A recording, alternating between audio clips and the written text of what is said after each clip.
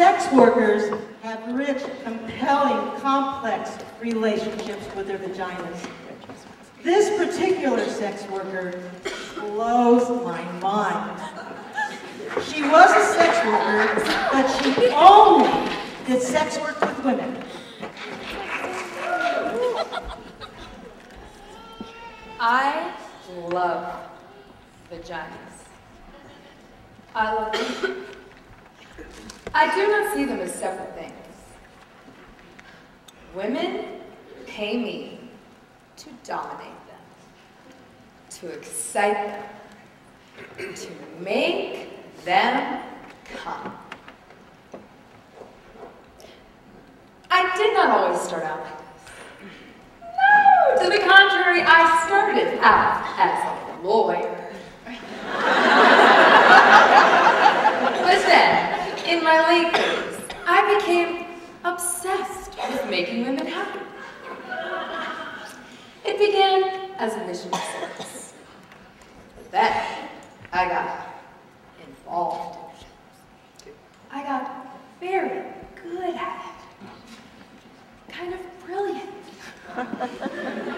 It was my art. I started getting paid for it. It was as if I had found my calling. I wore outrageous outfits when I dominated. Lace, silk, leather, and I used props. Rope, whips, handcuffs, and dildos.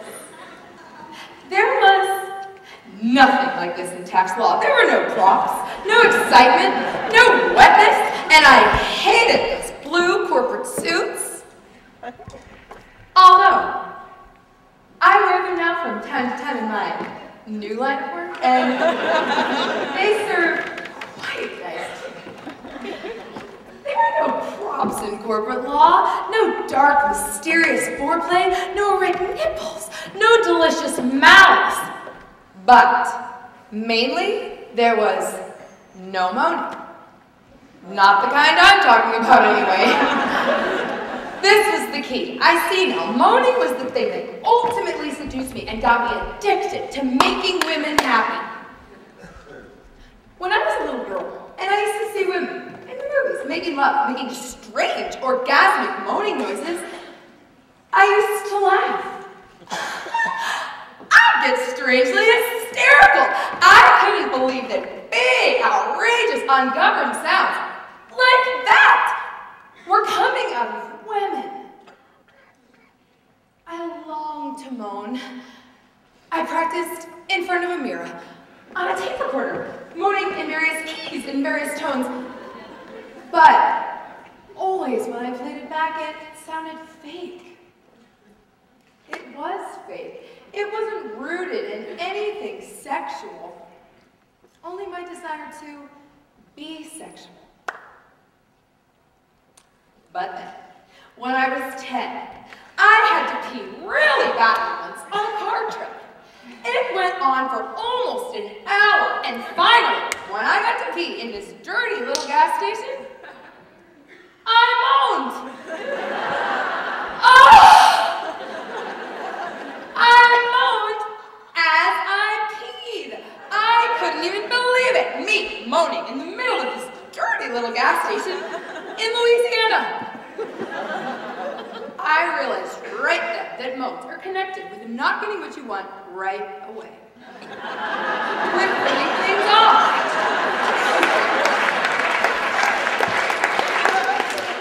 I realized that moans were best when they caught you by surprise. When they came out of this dark, mysterious place inside of you that was speaking its own language. I realized that moans were, in fact, that language.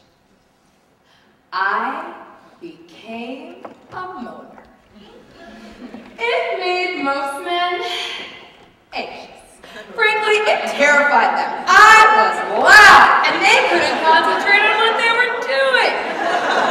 They would lose focus, and then they'd lose everything.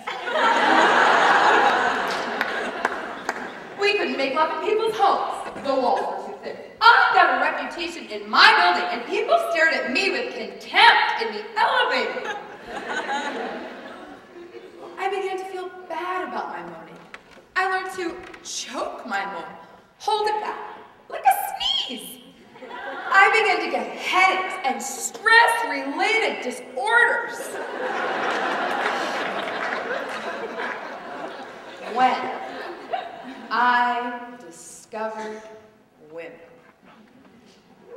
I discovered that most women love my moaning. But more importantly, I discovered how deeply excited I got when other women moaned. When I was responsible for other women moaning. I made love to quiet moaners, and they found this place within themselves, and they shot themselves in their moaning. I made love to moaners, and they found a deeper, more penetrating room. It was a kind of science, a kind of delicate surgery, finding the location, the tempo, or home of the moan. That's what I called it. Sometimes I found it over a woman's jeans. Sometimes I snuck up on it, quietly disarming the surrounding arms and moving. Sometimes I used force, but not like violent, aggressive force. More like dominating. I am going to take you someplace. Don't worry, lay back and enjoy the ride. Kind of force. Sometimes it was simply mundane. I found the moan before things even got started while we were in the kitchen eating chicken or salad. With my fingers. Oh, there it is. Like that. All mixed in with the balsamic vinegar. Sometimes I made the woman find her own moan in front of me. I wasn't fooled by those minor, more obvious moans. I stuck it out, waited, until she opened herself.